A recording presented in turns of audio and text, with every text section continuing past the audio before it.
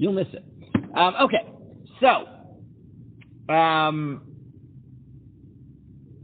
yesterday we saw a few nafkei of these different models that we presented. And we said today we would try to flesh out the rest of the implications of these different these models for the exemption of the Talmidei Chacham. Hopefully we'll finish it today, in which case we'll move to the Rabbi Yonasan ben Amram story tomorrow. Otherwise, push that by one day. We'll figure it out. But part of that depends on you guys, because I know that each nafkamina you guys like exploring at length, which is great, in which case I'm not rushed. I'm not like, okay. So we noted yesterday was, again, remember we have three working models to explain the exemption of Talmidei Chachamim. One is simply the need-based model, that taxes that they're paying are simply, they pay for what they need, they don't need security, they don't pay, that's it. That was one model. Second model is kavod. Right? It's not respectful to impose certain obligations on them, so we don't. The third model was they already contribute to society, and therefore certain things they don't have to contribute in monetary ways or in service ways. Those were three models. And then we noted that it is possible that these models are not simply independently functioning rationales, but the point is that it could be that it's the combination of these factors that creates a cast of Talmidei Chachamim that leads to this exemption from taxes. Okay, that's where we left it yesterday, and it explored those models and the hybrid models through some of the nafkei mina. But it's always fun to me. Mostly I put like our Shir Yomi online for when people aren't here and it's just there. It's easier for me to put it on YU Torah. And like some of the other shiurim I give, people online listen. But for some reason, this topic has garnered interest. And I've already gotten 2 emails this week with questions about the exemption of Talmidei Chachamim, which I have to actually get back to. One is my twice successor in Toronto, who emailed me because he's giving a shir on it. And then someone else from Toronto who follows a lot of my shirim, and we always have, he often emails follow-up questions and on it. If you're listening, I will get back to you. I just was busy last night and did not have time to answer all the good questions. Yeah.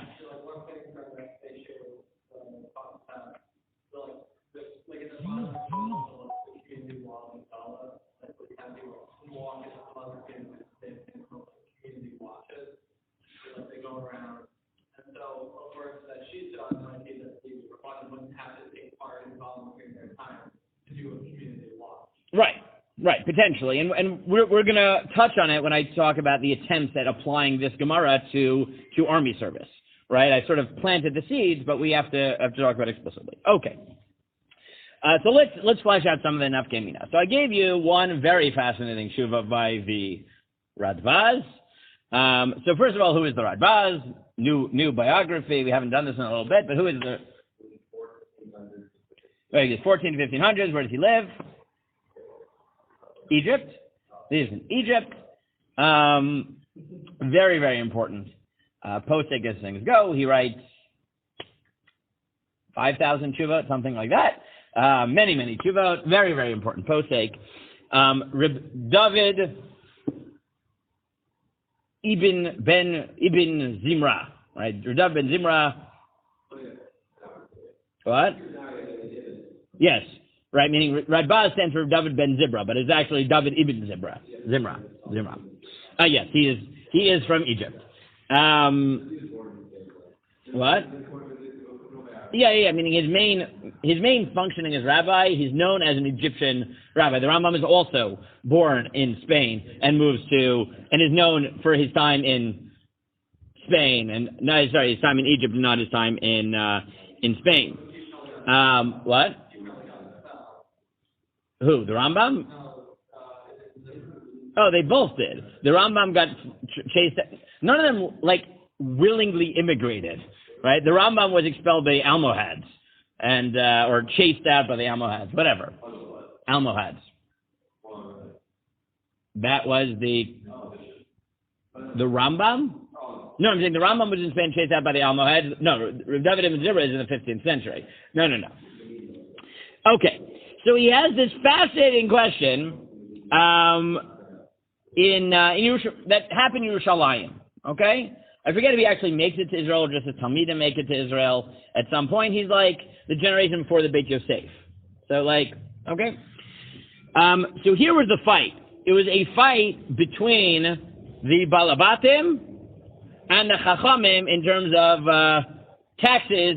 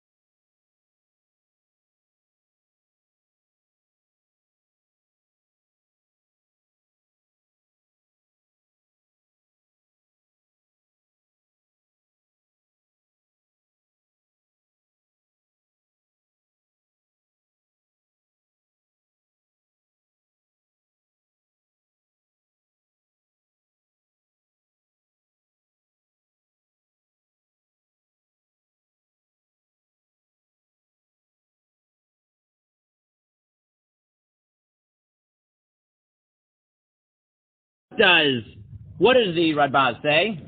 Radbaz has this fascinating case. The Balabatim say they don't need security. The rabbis say they do need security. Bikitsur, what is his main argument? They say they need it, and they have to pay for it. So, Talmidei, what is the Radbaz? Which of the models does the Radbaz clearly take as primary, if not exclusive? The need-based one, right? The need-based one. And therefore he says, and therefore, if you say you need it, that's it. Right? That's it. He says it's true. If the rabbis need it, but the Balabatim also need it. So maybe there's some other model we can talk about it. But fundamentally, he says about need. And therefore, if the rabbis admit that they need it, that's it. They have to pay. Right? Now, interestingly, though, he could have said, but the Balabatim don't have to. He doesn't say that. Right? Now, is that because he thinks that there's a double model going on here? Right? Namely that it's the need-based plus the Talmidei Chachamim, so they may not need it, but they're not in the other caste. Or what it sounds like more likely is that he doesn't really believe that the Balabatim don't need security. Right? Meaning he admits that the primary needs are the rabbis, but he says, once they're there, it's dangerous. And everyone is really benefiting, and therefore I just say everybody has to pay. I think that's more what he's saying. Talmidei, he also swallows that he thinks there's a very high bar of Talmid Chacham, and therefore he thinks this whole conversation is irrelevant, but he didn't need that. He didn't want to get into a fight with rabbis for no reason.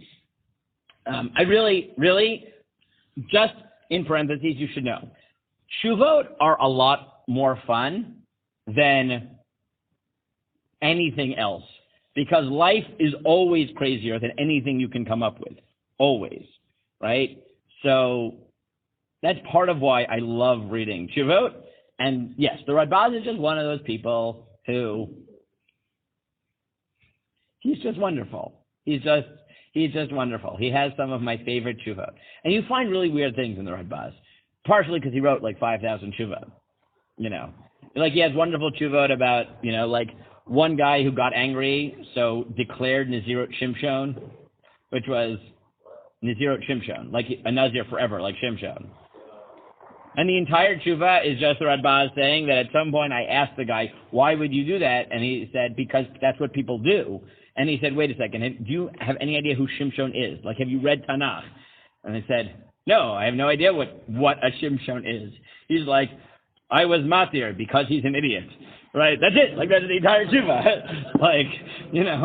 Or I mentioned to one of my friends recently, we were just talking about Tshuvot. For some, we were talking about Tshuvot in the Radbaz. And I'm like, yes, you have this amazing Tshuvot in the Radbaz about kilayim, right? Where someone asked him whether hemp is kilayim, right? Because it sort of looks like cotton. So he goes to his whole Tshuvah, and then the end, and he's like, and I heard there are people, hemp is what marijuana is made of. So at the end of it, he's like, and I heard there's some people who smoke this in Egypt and it makes them happy. That's it. That is like the end of the Tshuvah. And you're like, what have you done? Like, there's no other, he doesn't weigh in more than that. It's just this very bizarre line. But Bas has a lot of fun things in this Tshuvah. Whatever. Yeah, Yaakov.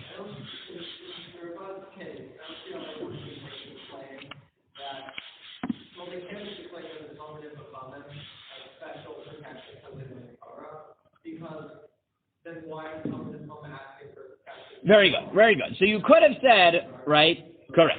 So you could have said, and it sounded like what the people were arguing there was, we need protection, but we don't have to pay because the real motivation is something else, right? Kavod Talmidei Chachamim, and the Radbaz rejects it because he very clearly takes the need-based logic here. Okay? But clearly what the other people are thinking is, no, I need security, but maybe there's another reason why I'm exempt, right? The Radbaz rejects it, right? That's the Radbaz's conclusion. Okay, I thought that was a fun nafkamina, which is why I wanted to share it, and just a fun tshuva in general. I love the Radbaz, I really do. Okay.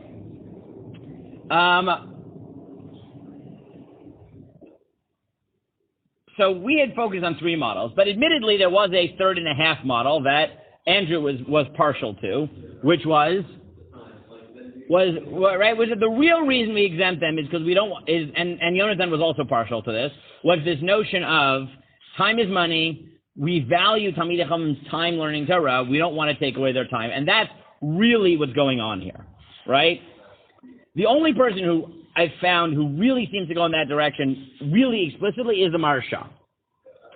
Because, so if you look at the Maharsha is commenting on an earlier line in the Gemara, where the Gemara had said, Hein tu kuli raglecha, right? These are the Talmidei Chachamim shemechatetin ragleihem. That these are the ones that crush their feet walking city from city to learn Torah. Yeah.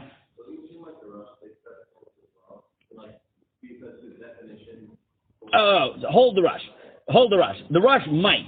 I want to show you an extreme version of it, and then we'll get to the rush. Okay? So what does the Maharsha say? How does he understand that line of mechatetin raglehen, that they grind up their feet walking down city to city to teach Torah? What does he understand? So what does he say? Rasa lomar dimenadinim pturim mimisim l'maydedam gam maybe ir v'yuanshe ir.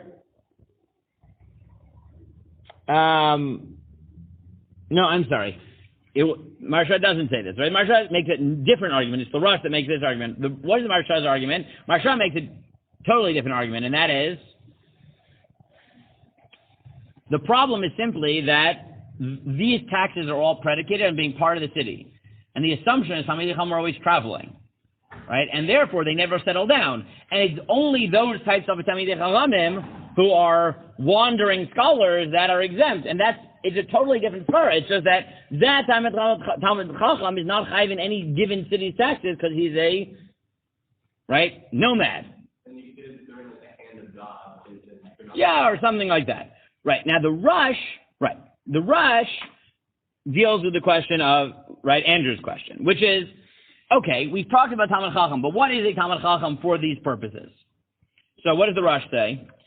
Yeah. He says that someone who they only spend the bare minimum time required to survive on working or doing business, and beyond that, the entire time is supposed to. Right, very good. So the rush says that the real focus here is not the status of Talmid Chacham in terms of knowledge, right? The real issue is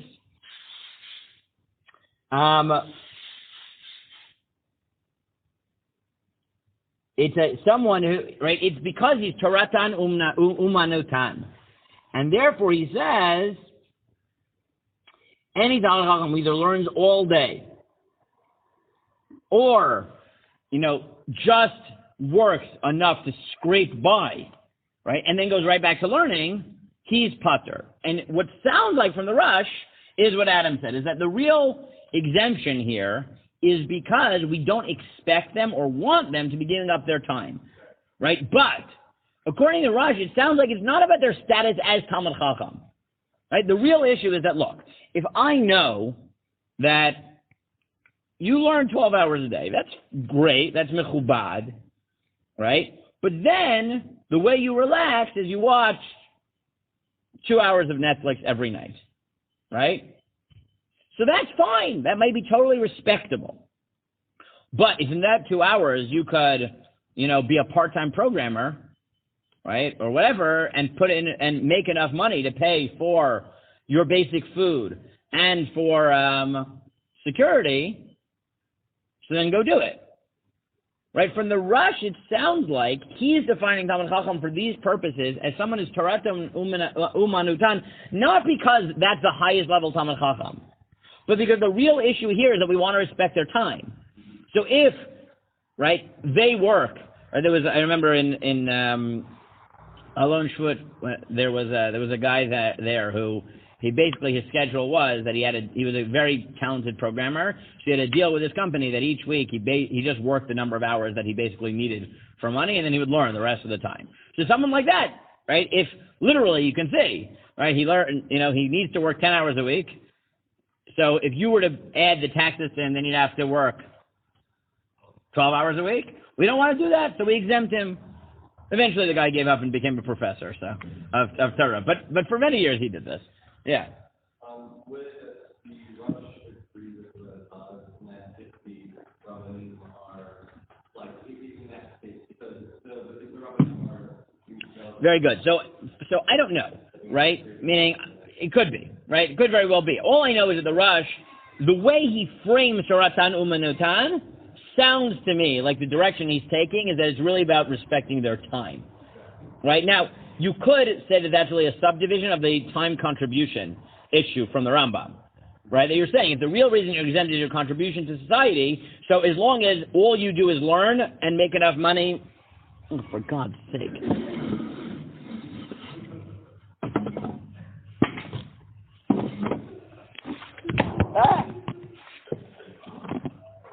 But if, wait, what happened? Oh no, did the recording just stop? Please tell me it didn't. No, it didn't. Okay, good. But if, right, now sometimes in halacha, the reason that we care about torah-study umanutan is because that's the only real Talmid Chacham.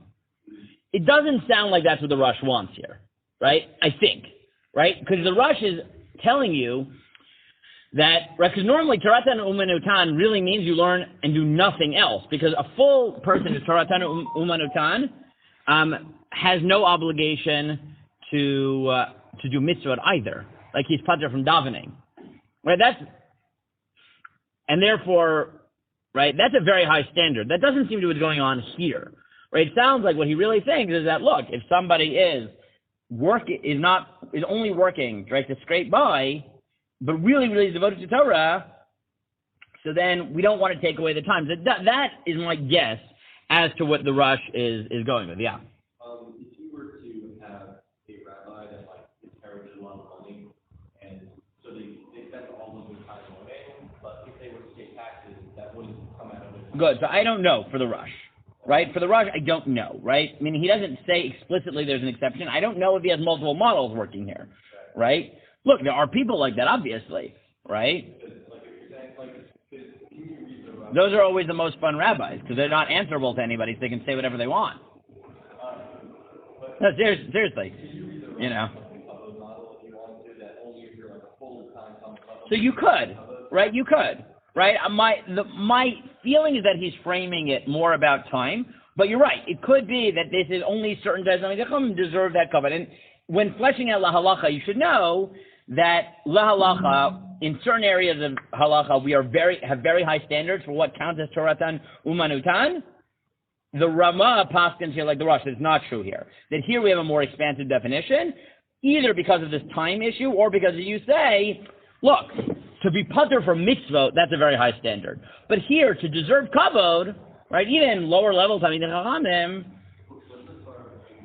mean, look, let's be honest, right? By this standard, you know, like the fact that, you know, Ray Ginsburg takes 6 weeks in the summer to go and be a dentist, right, and make a lot of his parnasa from being a dentist, right?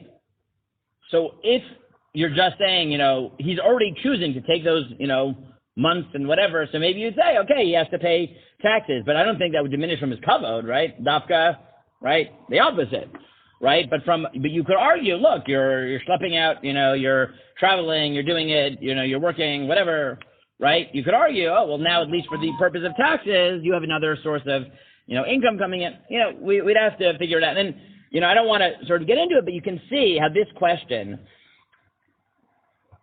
we don't require the highest level, right? It sounds like either we require a level where time-wise we can't really expect you to put in extra time, or we just say, yeah, maybe as we're saying, kavod, like any Talmid Chacham who's anywhere near that level, right, deserves that type of honor.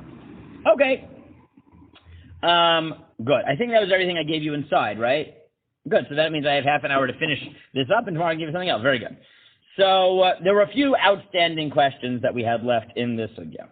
Okay, one is the theological question, right? So far we've mostly talked about what justifies this, you know, the societal implications, but we said that one of the questions hanging over the sugya is the theological issue, which is, meaning in the end of the day, it is not just that you're making a claim that God is going to protect you, and therefore you don't need to be protected. That, theologically speaking, besides for everything else, is really problematic. So the person who really seems to have taken this up is the Chazon Ish. Okay? If you're interested in the full theological piece, I found this very nice little article by Dr. Yaakov Altman, where he basically traces the Chazon Ish's theology throughout the Chazon Ish. in order to explain the Chazon Ish position here. Now, who's the Chazon Ish? Let's.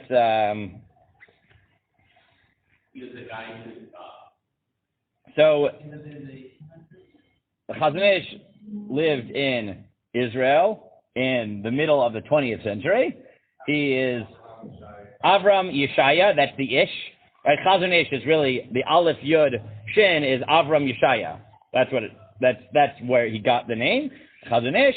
He is basically the father of Israeli Haredi Judaism. That's basically who he is. He's a very important person to understand, right? He is the person who basically negotiated the original deal with Ben Gurion, getting the exemption of Kolol guys from the army, right? That is like his contract, like that. That's when he lives. Okay, he's a fascinating personality. As much as he's the father of modern Haredi Judaism, in many ways he does not fit the model. So first of all, his major works are not really written Lishna D'Rabbanan. They're written in modern Hebrew, which is interesting. People don't even notice that, but it really is not written like rabbinic writing. It's written more in modern Hebrew.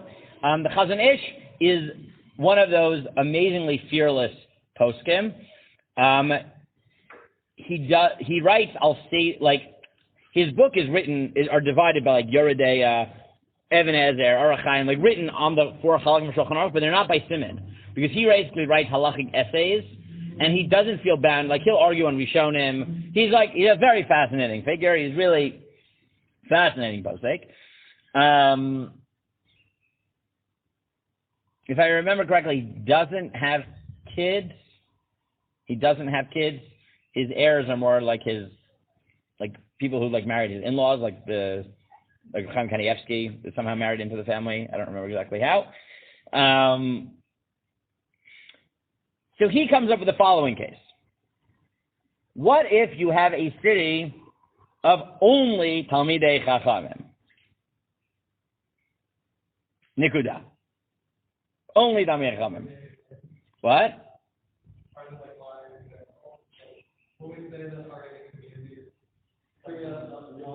Look, Talmid Chacham is not identical with Haredi in either direction. I understand, and maybe that's why he's thinking of it, because that is how people like talking about Bnei Brak, right? Fine, but yeah, this characterization does not create so many friends outside of Bnei Brak. That's true. But anyways, yeah. So then, if we say the Torah protects the Talmidei Chachamim, then if the entire city is Talmidei Chachamim, why would they be writing up? Okay, very good. So let's go through the models. So, if you think it's just a need-based model, so then what would you say? So if you really think that they have divine protection, so then the answer would be nobody pays for it, and they don't need security, and that's the end of the story, right? But if you think that the real issue isn't that, the real issue is what? Is kavod. So then you might say, well, look, if there are balabatim who can support the Talmidei Chachamim, so then it's dishonorable to make them pay. But who's dishonoring the Talmidei Chachamim here? There's nobody here but rabbis. Right? But Talmidei Chacham. Rabbi is not, Haredi is not synonymous with Talmidei Chacham, neither is rabbi. Okay?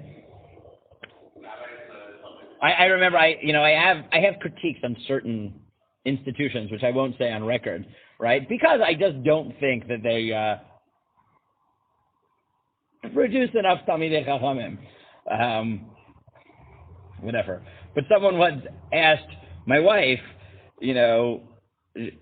because she mentioned this, and he's like, well, is that fair? Does he have the same critiques on rabbis and ... And I was like, yeah, he rants about that all the time. I am equally critical of anybody who masquerades as Talmidei Chacham who is not, right? I have high standards.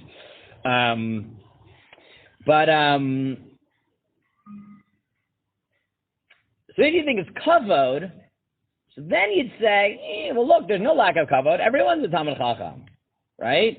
It's just there's no one else to pay. So the Chazon Ish takes the position that, in fact, let me read it to you. No, not this one. This one. Yep. Chazon Ish says,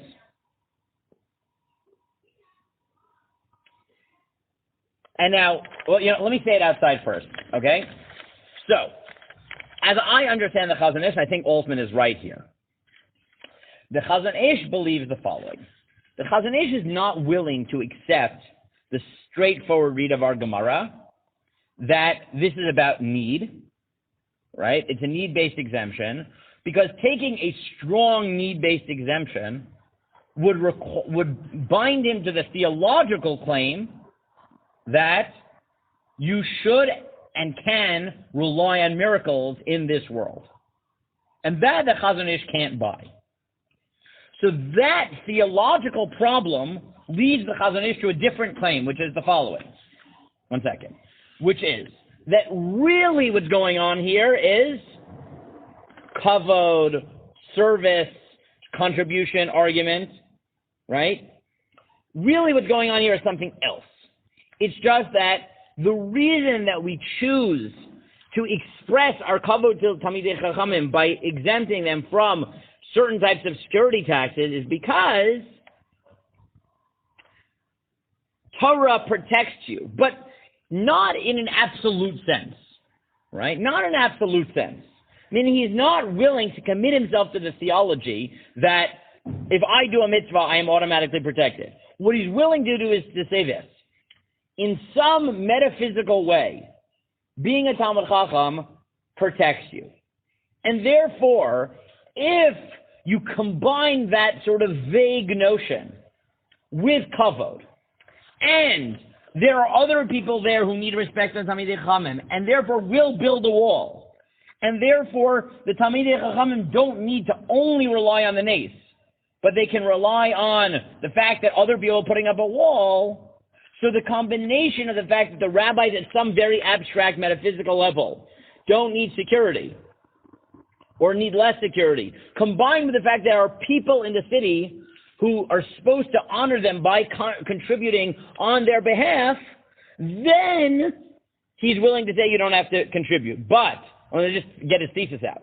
But therefore, if that's the case, what would come out? If that's what you think it is, right? That you theologically are not willing to accept the strong model, right? And therefore, you think that what's really going on is kavod, right? And the Rabbanan Lo Tzricha in the Tiruta is like a secondary justification for why we express the honor in this particular way. So then, in a city which is fully made of Talmidei Chachamim, so then what will he say? You should build a wall, right? Because now there's no one to honor you, and in order to not build the wall, you would have to commit yourself to the theological claim that you really don't need security, and you can rely on miracles. Now, you could see somebody saying that, but the Chazon Ish, consistent with his general theology, is very wary about relying on miracles, and therefore he ends up reading our sugya more about kavod, not because he wants kavod to Chachamim, because he thinks that's more plausible, because, right, it doesn't require you to this theological claim. Let me just read it, and then I'll take your question. He says, Yesh la'al yain. I have to understand this. You have to look into it. Halo gam rabbanan tzrichim lenhog minhag olam. Don't rabbis also have to live normal lives, v'lo lisrach al hanes, and not rely on miracles? And therefore, he says v'efshar, and therefore it's possible. The be'ir dekulu rabbanan kofen zed levnot choma. That when it's all rabbis, they can force each other to build the wall. Aval. Be'ir shedarin ba b'nei adam v'yesh b'neihem rabbanan matilin et hachoma al hamon ha'am. But when you have other people in the city, so then you put the taxes on the other people. Upotrin et chachamim kamo shepotrim min hamas kamo she'atorah pater tan, and then they exempt themselves from the tax. Yes, Ezra. You say that, like the way it works is that when you from when the community or whatever decide to not impose the tax on the rabbis or building the wall, they are showing kavod to them by saying that I think your community with Torah is so great Exactly. Right? I mean, I think that's what he'll tell you, is that it's not that, like, in the abstract, we believe Torah protects people. So we're not willing to rely on that by itself, because that's relying on miracles. But if you're already talking about taxes, and there's someone else to build the wall, and you're trying to figure out in what way should they show their honor, then it's the honor of the Torah for the other people in the city to show respect by not making you contribute. Right? It's a very attenuated claim here, right, which solves a theological problem. Now, this theological point, though, brings me to the last thing I really want to discuss on this. So, again, there's a lot we could talk about, but this is one of the other heated issues, which is, can you learn anything about our sugya to the exemption of Talmidei Chachamim, Torah learners, whatever, from the army? Okay? What? Right. So now let's spell it out theoretically. Okay? Let's start from where we just left off, from the Chazon Ish. The Chazon Ish, what drives the Chazon Ish here is a theological claim, right? Which is that he's not willing to say that you can rely on miracles. Okay? Agreed? But toch kedei, he tells you something, which is that in the end of the day, this entire sugya is a very narrow sugya, meaning that everything we've been talking about only makes sense in the context of what? What? Of what? No. Of security what? Security? Taxes. That's it. I mean, what is hidden in the Chazon Ish's analysis is that the issue here is not really that rabbis don't need protection, because you can't say that, because that's a far-reaching theological statement. What is it? It's that the metaphysical abstract claim that Torah protects you is enough to say that when we're trying to set up a tax scheme where everybody contributes something, but there are certain exemptions built in for whatever reasons, that we can say that at some metaphysical level, Talmidei Chachamim don't require as much security, and therefore we should give them a clergy exemption for security, and that's the way that the community will show respect to them. But what is behind the Chazon Ish's argument is that there is no far-reaching claim that Talmidei Chachamim don't need protection. It's that when we already start with the fact that because of honor, you should give some personage, essentially, to Talmidei Chachamim, the way that we should right, the same way that in Canada you get the way parsonage is expressed is a write-off on your house, right, on your rent. And I think that the logic is basically, is that, rabbis, priests, whatever, don't necessarily make as much money as the average person in their congregation in a very wealthy place, and therefore they may be paying more rent, right? Meaning a rabbi, look, if you're living in Toronto and the average tear-down house is over $1 million, which it is, so the average salary of people in Toronto is, let's say, people are high-paying lawyers and doctors and whatever, are making $250,000, $350,000, whatever, a year, I don't know, right? Right. I remember when I talked once to someone who was involved in one of the schools in Boston 10 years ago, and said that the way finances work in Boston, you were eligible for financial aid at the school if you made less than $450,000 a year, right? Right? Do you understand that? What? No, it was the Solomon Schechter. It was the Solomon Schechter, okay? And then they happened to what? The Schechter? Wait, which one? The one in Newton or? Newton, yeah. Newton, yeah. So, right? In a reality like that, not that I talk about my salary, but I promise you, Migdal is not paying me $450,000 a year, okay? I promise you that.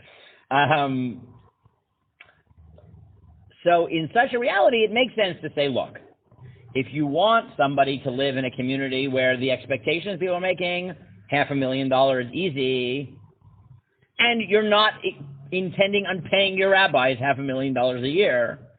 So then it makes sense to say, well, they're still paying, rent or mortgage on a house in a community that's meant for people who are making $500,000 a year. So we'll express parsonage by giving you a write-off on your house, right? That's a logic, right? You'll say, look, we're not going to let you write off your food bill because food is pachot yoter, the same price, right? Give or take in all these neighborhoods. But rent is much higher in these neighborhoods. And if you want rabbis and priests and imams and whatever to service people in high income neighborhoods, then you need to give them a break on real estate. Okay? That's basically how the Chazon Ish conceptualizes this exemption, which is we want to show respect in some way to the Talmidei Chachamim in our tax code. So how do we do that? So we say, well, if we're going to exempt them from a tax, which should it be? It's the one that at some metaphysical level they shouldn't need, right? Right? That's basically the logic of the Chazon Ish. But if that is a very limited logic of the Chazon Ish, then our entire sugya, Rabbanan lo tzrichim nitiruta, is not meant to be a far-reaching claim. It's meant to be a justification. And the ones that have other reasons to exempt you from a certain part of the tax code, this is the one I'm going to grant you. Right? It's a very limited argument. If that's the case, does it make any sense to expand it to good? In order to make the claim that Rabbanan lo tzrichim nitiruta is going to exempt Torah learners from the army, you need a much more radical theological claim here, right? Which is, first of all, that you don't need protection, bichlal, right? That's how you have to understand this line. And you have to assume that what the Gemara is telling you is not a din in taxes, right? It's a claim that rabbis don't need security, and therefore anything going to security, they are just out, right? Now, that argument was actually made by Ramosha Feinstein. Ramosha is a very short tshuva where he says exactly that. The rabbi, that Talmidei Chachamim should be exempt from the army because Rabbanan lo tzrichim nitiruta. What? For these purposes, he seems to have. Now, there were other people like the Tzitz Eliezer who said, no. Talmidei Chachamim aren't exempt because Rabbanan lo tzrichim nitiruta. They're pater because of a different model, which is the Rambam's model in Shemoneh-esrei Yovel, which is they contribute to society because Torah protects society, and therefore they are already contributing, right? So you had Ramosha who invokes this sugya by Rabbanan lo tzrichim nitiruta, but now you realize how radical of a claim that is. And Alterman points out that even though the Chazon Ish supported the exemption for kollel guys and yeshiva students, he did not justify it based on Rabbanan lo tzrichim nitiruta. And Alterman says, why not? Because the Chazon Ish didn't buy that broad, sweeping theological claim. To say that they're exempt from the army because of Rabbanan lo tzrichim nitiruta would force you into that theological claim that he thought was illegitimate. Right? What the Chazon Ish can say is, I think it's important there are people who are learning in yeshiva. And therefore you should exempt from the army. That, buy it, take it or leave it, fits with the Chazon Ish's theology. But Rav Moshe's claim does not fit with the Chazon Ish's theology. Right? Now, I should point out that even if you don't like the yeshiva student exemption from the army, which I don't love it, to put it mildly, right? We should just note that the Chazon Ish, when the Chazon Ish said it, it was very different than now.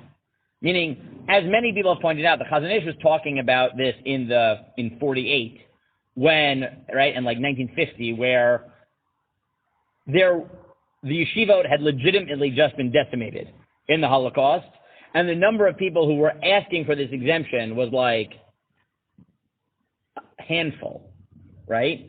So there, in the 1940s and 1950s, it was a bit more of a plausible argument to say, look, we need somebody to basically rebuild the Olam HaTorah, so people who are willing to do that, let them do it, right? And many people have pointed out that just because the Chazon Ish said this in 1948 doesn't mean that you can, right, say the Chazon Ish would say the same thing in 2020, right? The Chazon Ish said it when he said it, right? There are people who continue to make the argument, but you can't blame the Chazon Ish, right? So I really don't have like any, as much as I don't like the argument per se, I don't have a taina on the Chazon Ish so much.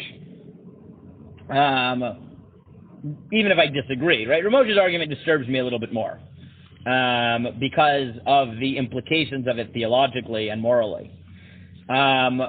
Which brings me to my last point on this, which was, for someone who says that, it actually works, would you say, let's say there's a rotation chasing a rabbi, would you not have a head there or whatever to... I doubt it, right? I doubt anyone would say, you don't have to save a rabbi who's being chased by a rodev because his Torah will protect him, so you might as well, right? There has to be some limit. You're right. There has to be some limit to this theological, and that's honestly what bothers me about Ramos's tshuva most, is that the Chazon Ish, for whatever you agree or disagree, he's going out of his way to not make that theological claim, and that's Alterman's point.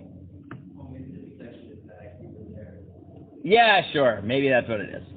Now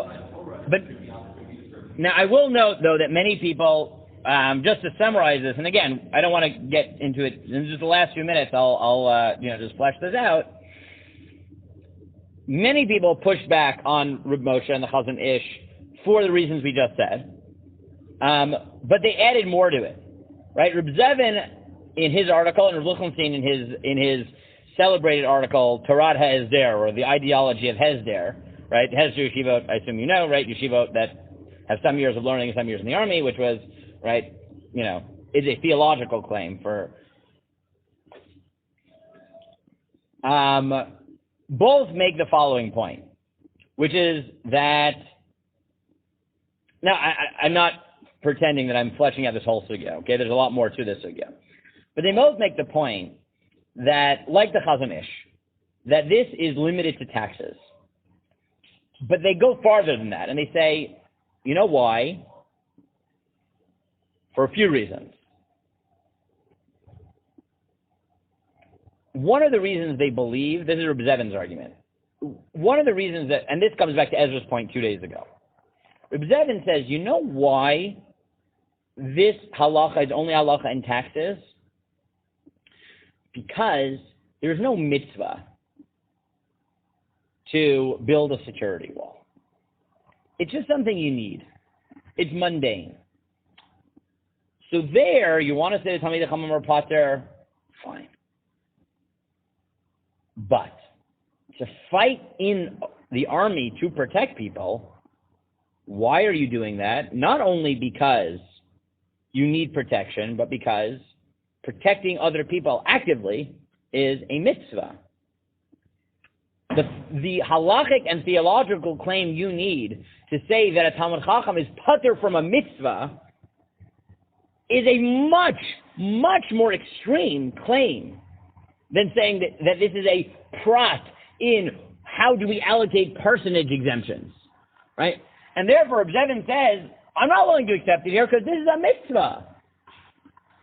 Furthermore, he says, and many people pointed out, wait a second, if Rabbanan lo tzrichini tiruta, so you're taking that as an exemption, but I can flip that on its head and say, wait a second. Torah protects. Who else do I want in the army but people who warrant that protection, right? If you really believe in the theology behind it, then you're super soldiers, right? Exactly. So I'll just read you a little bit of Rav Lichtenstein's response to some of this, okay? And we'll finish with this. He says as follows. So he says that some people feel that the spiritual price, personal and communal, is simply too high, that first-rate Torah leadership can only be developed in the monochromatic context of pure yeshivot. Right? Still others contend that from the perspective of genuine faith and trust in God, the yeshivot are the true guardians of the polity. And any compromise in their integrity is a blow at national security. Right? That's the Tzitz Eliezer model. These contentions clearly raise a number of basic moral, halachic, and theological issues with respect to which I obviously entertain certain views. being the Rosh Yeshiva of the biggest Hezbollah Yeshiva in Israel, right? Okay. However, I do not wish at this juncture to polemicize. These are matters of which honest men of Torah can differ seriously out of mutual respect, etc. What I do wish to stress minimally, however, is the point that for the aspiring Talmid Chacham, Hezbollah is at least as legitimate a path as any other, and it is, to my mind, a good deal more, but surely not less. The point can be underscored by a brief glance at the relevant proof text most frequently cited by rigorous critics of Hezbollah. Of course, those who oppose it because they have little use for the state and presume that its dismemberment would not seriously endanger its inhabitants need not look far for support. Given their assumptions, they can draw upon a plethora of sources that stress the overriding importance of Talmud Torah and castigate the expenditure of time upon relatively insignificant purposes. I very much, however, that among our critics, this is a decidedly minority view. And I prefer to address myself to the position of those who do assign a measure of value to the state, and hence of necessity to its army, and whom the question of military service therefore confronts as an instance of a difficult, perhaps even agonizing choice between conflicting values. So then he skipped down. He says, while most of the relevant texts are halachic, one locus classicus is purely halachic, and it may best be treated first. The Gemara in Bava Batra states that Talmidei Chachamim are exempt from sharing the cost of municipal fortifications inasmuch as they do not require protection. Analogously, it is contended that they should be exempted from military service, i.e. Rav Moshe Feinstein. One may state in reply that this claim raises a very serious moral issue. Can anyone whose life is not otherwise patterned after this degree of trust and bitachon argue for exemption on this ground? Is it possible to worry about one's economic future in evident disregard of Rabbi Eliezer's statement that whoever has bread in his basket and says, what shall I eat tomorrow, is but little faith, and still not enter the army because one is presumably safe without it?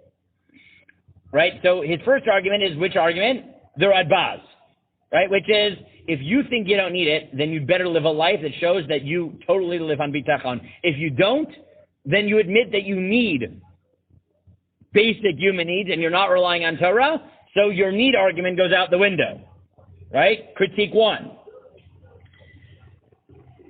He says, I recall some years back admiring the candor of a Maggid Shir who confided in me that he had moved from a neighborhood in which most young men serve in Sahel to one in which they did not. Because he might be convinced intellectually that he ought not to serve in the army, he knew full well that he did not possess the depth of faith upon which such an exemption could be granted. He felt too ashamed, especially as his sons were coming at a military age, to remain in his old bailiwick. Perhaps not many would share this response, but the basic situation is probably not uncommon, and for many, at least, any argument based on this Gemara is consequentially problematic. Furthermore, right, he says, there is, however, no need to pursue this train of thought, for the basic analogy is quite tenuous on purely halachic grounds. The payment in question is not inherently normative. It relates to no mitzvah whatsoever. Rather, it derives solely from the obligation to help defray the cost of communal facilities from which one reaps benefit. I mean, this is a local halacha. It's basically a question of how do you apply parsonage. This is obvious from context. The inbox is discussed in the same Mishnah that deals with requiring tenants of a courtyard to pay for a gate or a watchman's booth, or both in order to keep out trespassers and onlookers. And both are said by the Rambam in Hilchot Shemoneh-esrei. Moreover, it's reflected in the fact that the sum is prorated according to the degree of benefit involved, right? Like we talked about, with those subject to the greatest risk paying the most. Hence, those who derive no direct benefit pay nothing. Tenants without cars do not generally pay for the upkeep of the building's garage. And those who have no television sense may be exempt from sharing in the cost of a central antenna. The situation is radically different, however, with respect to an obligation precisely rooted in the responsibility to help others qua others. Does anyone suppose that one's duty to engage in a defensive milchamet mitzvah to help save the people of Israel from a foe descended upon them is based solely on the fact that one is presently or potentially in danger? In the context of the egocentric ethic of Mandeville or an Adam Smith, possibly. From a Torah perspective, however, that's not fair, by the way, to Smith. That's fair to Smith in Wealth of Nations. It's not fair to Smith in Theory of Moral Sentiments, but I'm not getting to an argument with Avara now on Adam Smith. But okay. From a Torah perspective, however, this would be a strange doctrine. The more so to the extent that we correctly perceive that such action is mandated by the general norm of Gemilut Chasadim and not just the specific commandments of defensive war. Consequently, the Gemara in Bava Batra provides no rationale whatsoever for totally exempting Talmidei Chachamim from military service. They may not require protection, but others do. And their duty to defend those who have built-in armor remains. Right? So Rav Lichtenstein argues that this is halachically and theologically should be understood like the Chazon Ish, as limited to parsonage exemptions. But any far-reaching claim makes no sense theologically or morally when you're talking about an army where what's obligating you is not some tax law, but is a mitzvah. And there he says, Talmidei Chachamim Bas. And I'll just note in his footnote, he notes, I'll just read you two footnotes quickly. I know I'm a little bit over time, but fine. One may ask just why the Mishnah did not classify payment for fortifications as aid. The question of who should pay for public services, the beneficiaries of the community or the whole community, is general and complex, and certainly deserves treatment in its own right. However, the halacha's decision in this case is clear. In any event, what cannot infer from a situation in which the burden is cast upon residents who evidently can afford the facility to one in which, by the very nature of the mitzvah, is incumbent upon the general community. I take it for granted, although this is admittedly a rather murky criterion, that if the residents could not afford the fortifications, the others would have been taxed to pay for them, right? So he says, he just assumes, based on his argument, that were it be a case where they needed security, and the Talmidei Chachamim were the rich ones, and the Balabatim were poor, and someone needed to protect, Rav Aaron argues that he thinks Talmidei Chachamim would have to pay. Because he thinks that this is such a limited case, that it's just parsonage. He's saying, look, if the Gemara's implication is that if the Talmidei Chachamim don't pay, the taxes in the community will be able to support what the community needs. So then you can talk about parsonage. But he goes farther on the need base, and he says, and therefore, if it were a case in which the Balabatim need Talmidei Chachamim to protect them, i.e. the Radbaz's case, that we would make them pay because you don't give people parsonage exemptions when the government can't afford it. Yeah.